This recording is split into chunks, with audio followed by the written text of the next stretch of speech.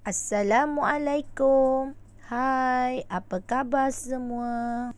Cikgu harap semua berada dalam keadaan sihat walafiat. Hari ini kita akan belajar tema 6 iaitu kelestarian alam. Unit 16 iaitu pengurusan sisa pepejal dan tajuk pembelajaran kita pada hari ini ialah tangan kreatif.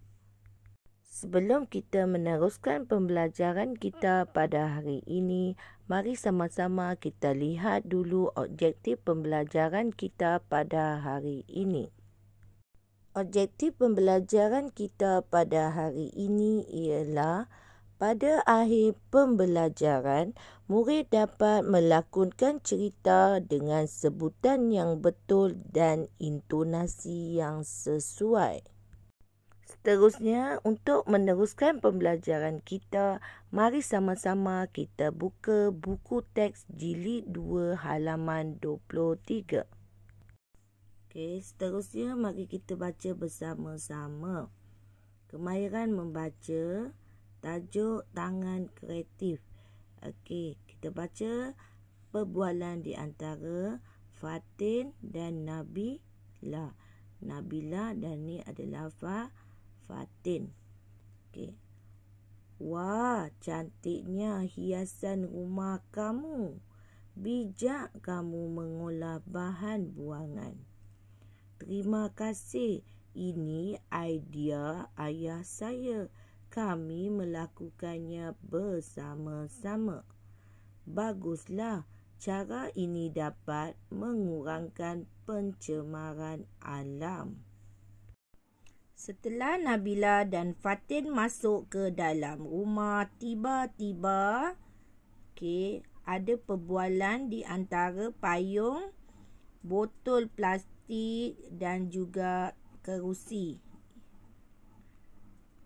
Kerusi ni ada diperbuat daripada, kita tengok tayar, payung.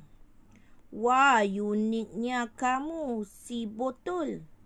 Tidak pernah saya melihat bekas tanaman sayur secantik kamu. Terima kasih, si payung. Lebih baik saya menjadi bekas tanaman sayur daripada dibuang. Betul kata kamu, si botol. Tapak pelupusan sampah juga dapat dikurangkan.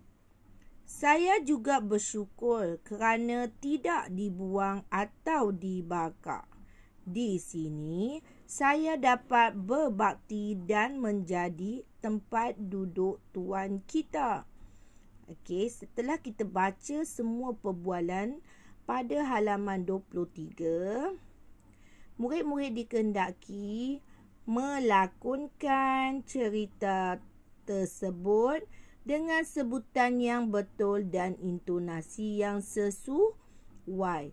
Murid-murid boleh berlakon bersama dengan abang, kakak ataupun adik di hadapan ibu dan ayah, di hadapan keluarga. Lakonkan semula perbualan yang telah kita baca sebentar tadi.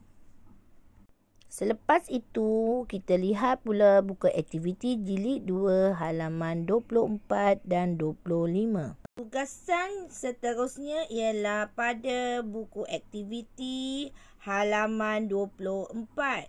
Aktiviti 2, nomborkan susunan cerita menjadi karangan lengkap kemudian persembahkannya.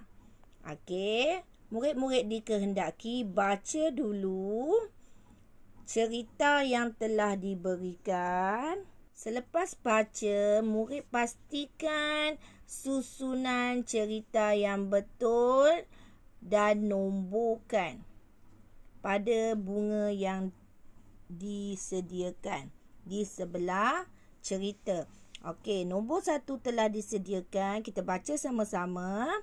Alia dan ibu bapanya menjemput abangnya dari tapak perkemahan unit beruniform.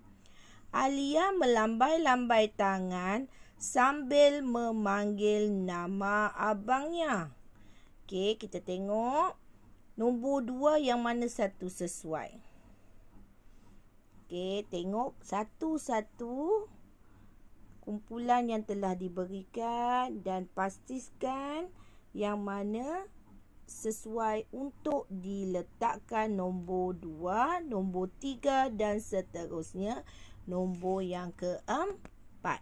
Setelah selesai susun cerita menjadi karangan yang lengkap, murid-murid dikendaki baca semula di hadapan ibu bapa kamu. Kemudian, lihat halaman 25, aktiviti 2B. Lengkapkan cerita dan persembahkannya. Okey, tengok gambar dan diberikan cerita berpandukan gambar. Okey, awak tengok gambar 1, gambar 2, gambar 3 semua dah lengkap dengan cerita. Okey, sekarang awak pergi ke gambar yang keempat. Lihat isi penting yang telah disediakan dan bina ayat tulis dalam bentuk perenggan. Okey, nampak tak isi penting yang diberikan? Kerjasama mengekalkan kebersihan sungai. Alam sekitar akan terjaga, hidupan akuatik semakin terpelihara dan pulang ke habitat masing-masing.